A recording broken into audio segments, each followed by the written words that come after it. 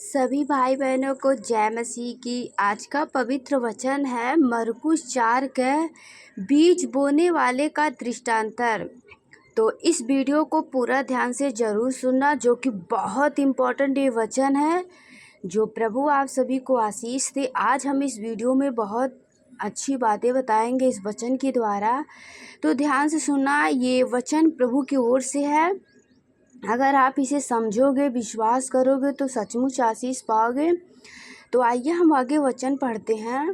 प्रभु का वचन कहता है, वह फिर झील के किनारे उपदेश देने लगा और ऐसी बड़ी भीड़ उसके पास इकट्ठा हो गई कि वह झील में एक नाव पर चढ़कर बैठ गया और सारी भीड़ भूमि पर झील के किनारे खड़ी रही। और वह उन्हें दृष्टांतरों में बहुत सी बातें सिखाने लगा और अपने उपदेश में उनसे कहा, सुनो। और बोने वाला बीज बोने निकला। परमेश्वर यीशु ने जब उपदेश देने लगे तो वहाँ के लोगों से कहा, सुनो, एक बीज बोने वाले निकला, एक बीज बोने वाले वहाँ निकला। बोते समय कुछ मार्ग के किनारे गिरा। वचन जब वो बीज बोने वाला बीज बोने निकला तो वचन कहता है कि कुछ बीज मार्ग के किनारे गिरा और पक्षियों ने आकर उसे चुन लिया। जो बीज मार्ग के किनारे गिरा था और उसे पक्षियों ने आकर चुन लिया। कुछ पथरीली भूमि पर गिरा, जहाँ उसको बहुत मिट्टी ना मिली और गहरी मिट्टी ना मिलने के कारण जल्द उग आया, और जब सूर्य निकला तो जल गया और झाड़ ना पकड़ने के कारण सूख गया। हालेलुया। कुछ झाड़ियों में गिरा और झाड़ियों में ने बढ़कर उसे दबा दिया और वह फल ना लाया।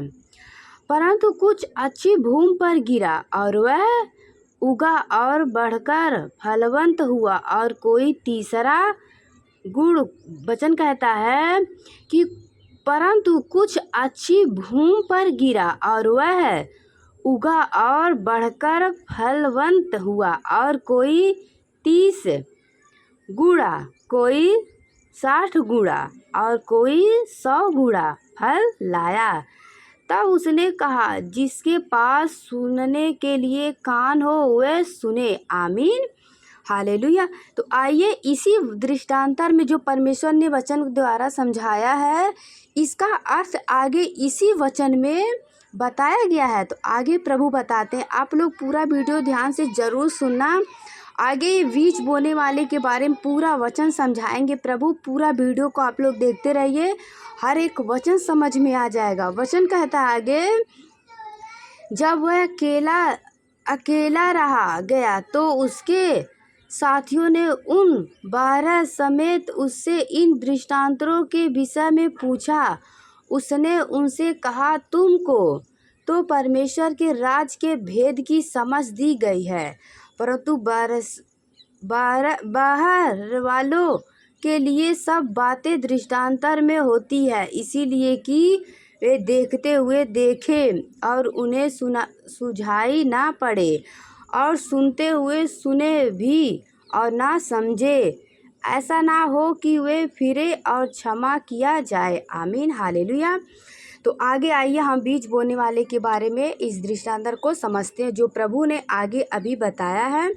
आगे वचन कहता है, बीज बोने वाले दृष्टांतर की व्याख्या। हालेलुया। तो ध्यान से वचन को समझना आप लोग और ध्यान से सुनना। ये परमेश्वर का वचन है जो प्रभु आपसे कहते हैं। फिर उसने उनसे कहा, क्या तुम यह दृष्टांतर नहीं समझे? तो फिर और सब दृष्टांतर को कैसे समझोगे? बोने वाला वचन बोता है। जो प्रभु ने आगे वीडियो में, मतलब जो आगे हम आप लोगों को वीडियो में बताए हैं कि वचन में कहता है कि एक बीज बोने वाले ने बीज बोने निकला, जो कुछ बीज मार्ग के किनारे गिरा और पक्षी ने उसे आके चुन लिया। तो उसी के बारे में यहाँ वचन कहता है कि बोने वाला वचन बोता गया।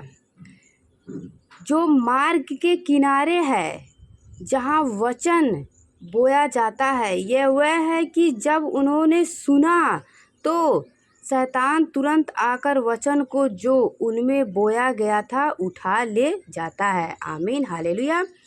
तो देखिए, ये वचन है, जैसे कि आपके अंदर जब वचन को जैसे वचन बताया जाता है, आप वचन को पढ़ते हो, आप लोग, आपके अंदर वचन जाता तो है, परंतु शैतान आके उसे तुरंत चुरा ले जाता वचन को।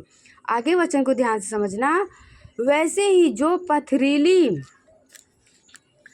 पथरीली भूमि पर बोया जाता है, ये वे है जो वचन को सुनकर तुरंत आनंद से ग्रहण कर लेते हैं, परंतु अपने भीतर जड़ ना रखने के कारण वे थोड़े ही दिनों के लिए रहते हैं। इसके बाद जब वचन के कारण उन पर कलेश या उपद्रव होता है तो वे तुरंत ठोकर खाते हैं। आमीन।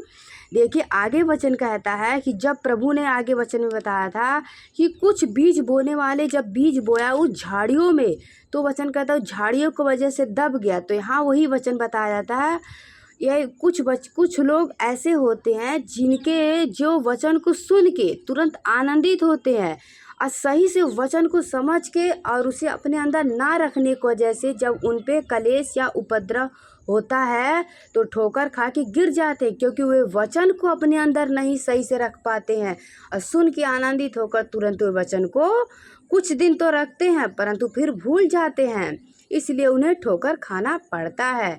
हालेलुया। आगे वचन कहता है, जो झाड़ियों में बोया गया ये वे हैं जिन्होंने वचन सुना और संसार की चिंता और धन का धोखा और अन्य वस्तुओं का लाभ उनमें समाकर वचन को दबा देता है और वह निष्फल रह जाते हैं। हालेलुया। आगे वचन कहता, और जो अच्छी भूमि में बोया गया ये वे है जो वचन सुनकर ग्रहण करते हैं और फल लाते हैं, कोई 30 गुना, कोई 60 गुना और कोई 100 गुना। आमीन।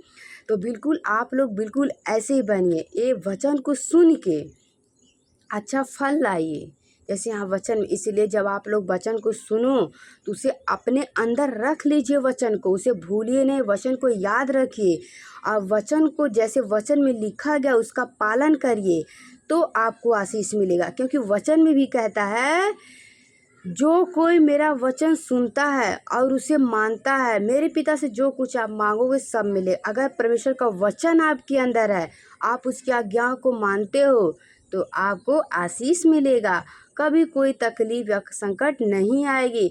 इसलिए परमेश्वर के वचन को सुनिए, विश्वास करिए, उसकी आज्ञाओं को मानिए, प्रभु आपको आशीष देंगे। हालेलुया। तो सभी भाई बहनों को जय मसीह की। जितने भाई बहन ने वचन को सुना है, विश्वास किया, प्रभु सभी को आशीष दे और बहुतायत से आशीष दे। तो इसलिए आप लोग वचन पे को विश्वास करिए, प्रभु आपके संग है। आमीन। तो एक वचन हम आप लोग को बताते हैं, तो इसलिए दयावंत बनिए और बुद्धिमान बनिए। जैसे यहाँ वचन कहता है, जो मनुष्य बुद्धि से चलता है वह विलंब से क्रोध करता है और अपराध को भूलना उसको शोभा देता है। आमीन। बिल्कुल ऐसे एक बुद्धिमान व्यक्ति बनिए और झट क्रोध करने वाला ना बनिए, प्रभु आपको आशीष देंगे। तो सभी को जय मसीह की। God bless you. आमीन।